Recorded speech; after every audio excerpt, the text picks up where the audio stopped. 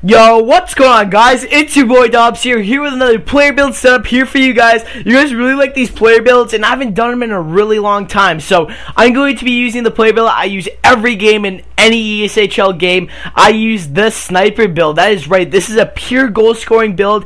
This is an offensive juggernaut build. It really lacks in the defensive category, but the offense makes up for it. So really, no one cares too much about the defense. I mean, it does help out, but the offense on this build is phenomenal. It makes up and just outrules the defensive category. So let's get right into it. I'll stop rambling on, but you'll score so many goals in this build. No one even knows about it. This is kind of like my top secret build that I'm giving out to you guys. Everyone's like, wow, how do you score so many goals? How do you rip it so hard? How do you get that shot? This is how, boys. This is how. I'm going to show you guys right now. Get your wrist shot power up to a 95. That is right. I apologize for the cough, but 95, you'll be burning by goaltenders. It is so good. The shot is ridiculous on this build, so get that to a 95, and your wrist shot accuracy to a 92. I mean, just look at that, guys. Oh my god, it is so filthy. I think it is the hardest shot in the game, unless you put a +1, then 96, big deal, right? But 95 wrist shot power, you'll be scoring on computer goalies, human goalies, whatever. You'll be burning by goalies. This is how I get so many goals. I get at least 3 points a game with this build. It is one of my favorite builds in the game, if not my favorite. So there's the shot. 95 and 92 is phenomenal. You guys can say it's overkill, but I really do find the difference in the 95 wrist shot power. So you guys can go to a 90, 92, whatever feels better for you guys, but 95 works out very well for me. Next, I guess you could say, get your puck control up to at least an 87, I would say. Get it to an 87 and get your passing to an 85. So max that out, and we'll get to the hockey shop in a second, so don't worry about that, guys. Offensive awareness, get that to an 80 at least. The next, you want to get your deking up if you do some dangles, so I got that to an 85. Offensive awareness to an 81, passing to an 85, puck control to an 87, and the shot is just phenomenal, 95 and 92. So that's the offense taken care of.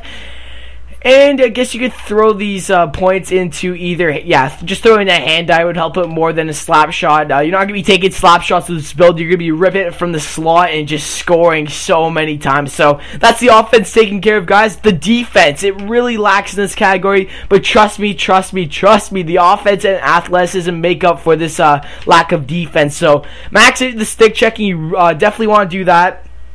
So don't worry about that. Get that maxed out. You definitely want that. Get your discipline maxed out as well. You don't want to be taking penalties. I tend that if I have a low discipline, I get a lot of penalties, so I max that out. If you're a center, get your face-offs, but in this case, I'm a left wing, so I'm gonna leave that. Feinting skill doesn't really matter. Shot blocking, I do take a couple shot blocks, so I'll max that out. Why not? I got the points too anyways. Defensive awareness, max that out too. You'll be flying up and down the rink, so you'll be back in time to help out the defense. So defensive awareness really does help right there. And the rest, I guess you could throw into body checking. Body checking does help out a bit. And the rest of the points just throw into aggressiveness. So there you go. The defense is covered there. On to the athleticism. This is the most underrated part of this build. Look at this speed. 90 speed. My goodness. Like, it doesn't even feel like your player feels so fast. Like, it's unbelievable. You don't need 95 speed, 93, anything like that. All you need is 90 speed and just a small player, which I'll get to in a second. And get your endurance to an 85. So there you go. 90 and 85 really work out for me, so I'll leave that there. Next, acceleration. You want max acceleration out. That's how fast you take off, I believe. And agility, you want to max that out as well. So 85 and 82 with a 90 and 85 endurance, so that's really good.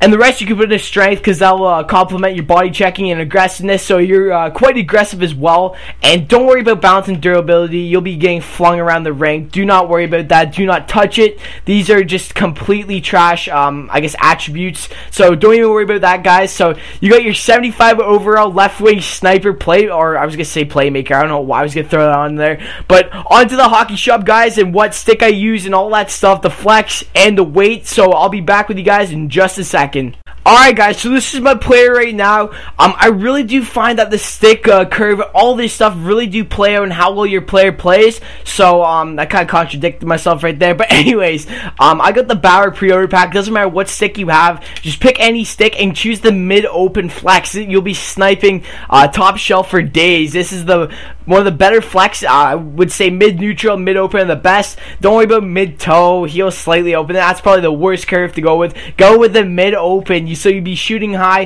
and scoring a lot of goals and being that glove side. So mid-open is probably the best for the sniper build. Like I said, if you play with the mid-neutral, it doesn't matter, just whatever you feel comfortable with. I just find the mid-open plays out better for me. Now, onto the skates. You want the 13 radius. Everyone's going with the 11. Just go with the 13.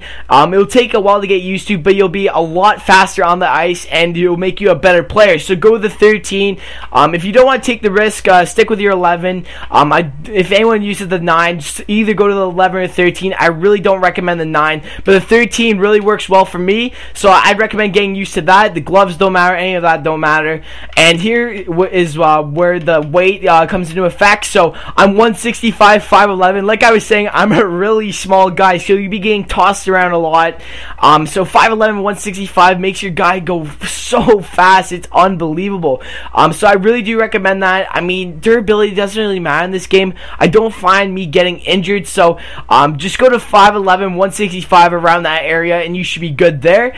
And I think that's it. I could be wrong though, and I don't know if this takes, like, everyone's saying that the small shoulder pads, the full tuck, like all the tucks on your socks and stuff like that make a difference.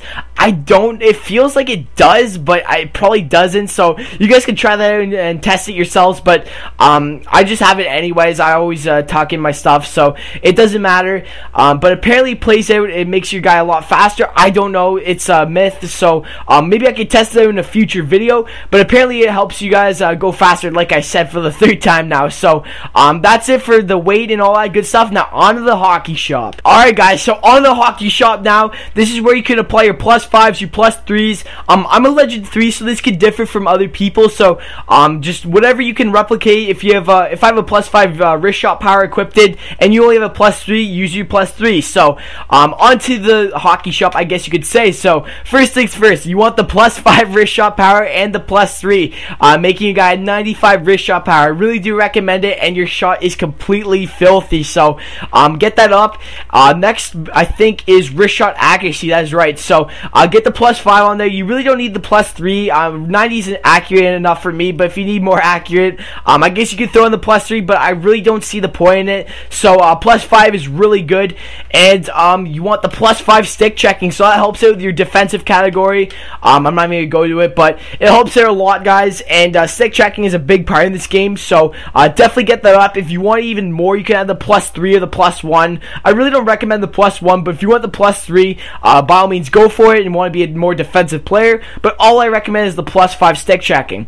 Alright, so the +5 endurance. If you didn't have the +5 endurance, I don't know where is it, +5 endurance right there, you would have an 80 endurance rating. So you would have 90 speed and 80 endurance, so your guy would be really fast, but he would tire really quickly. So I really do recommend the +5 endurance. It plays it really good, and I find that my guy is not really that tired. So +5 endurance is key for this build, so definitely apply that. Now, the speed, +5 speed and +3 speed is a must. You always have to have your speed equipped. That makes it for a 90 speed, so your guy is so fast. Even people say that +1 makes a difference. I really don't find it. I kind of find that +5 agility will help out a lot more, but +5 and +3 speed should do really good, and it will make your guy so fast. It's unbelievable how fast this build is. Now, onto the +5 agility I was just talking about. It makes your skater go to an 85, so you gotta be a lot faster. You'll take off quicker, make turns quicker. So without that +5, you gotta be a lot more slower, and I find it helps a lot more rather than the +1 speed. So we got the wrist shot taken care of. We got the speed taken care of. Now onto the puck control. Let's find that really quick. Where are you? Puck control. There we go. So I got that to an 84 or an 85. I can't remember what I had. I'm pretty sure it was an 85. So I have the +5 and +3, which plays it to an 85. I can't even do math right now, but around the 80s, and it really helps out because you're going to be dangling and stuff like that. So you want to have good puck control. So you want to keep a hold of the puck, and you don't want to lose it, turnover, all that good stuff. So definitely get the +5 and +3 going. Onto the deking. This is not mandatory, but I do deke quite a bit, and I find 85 is good for me. I don't need 90 or like 95 or anything like that. I just find 85 is a solid rating, and I can get most dekes done with this build. So I definitely put +5 if you do a lot of deking. If not, I'd probably swap it out for something like passing or puck control. But for me, I put a +5 deking to help out with my deking. So, now, onto these packs, though. Don't worry about these packs, guys. Don't apply. They're so trash. I have unlocked most of them. I haven't used the Power 4 or the 2-way. But don't worry about that. Just don't apply these. These are a complete waste. They just boost up the unnecessary attributes, like a defensive category for a sniper and stuff like that. So those are completely pointless. Just follow what I had to put up on here, and you guys should be good. So hopefully you guys enjoyed this build. This is the build I use every game, guys. I'm not lying. This build is phenomenal. You'll be scoring so many goals, and you'll be making crisp passing plays. You'll just be an offensive juggernaut while you're so fast too. It's just an unbelievable build. I love it. But anyways, guys, hopefully you guys enjoyed this video, and be sure to like, comment, subscribe, guys, and I'll see you guys later. Peace.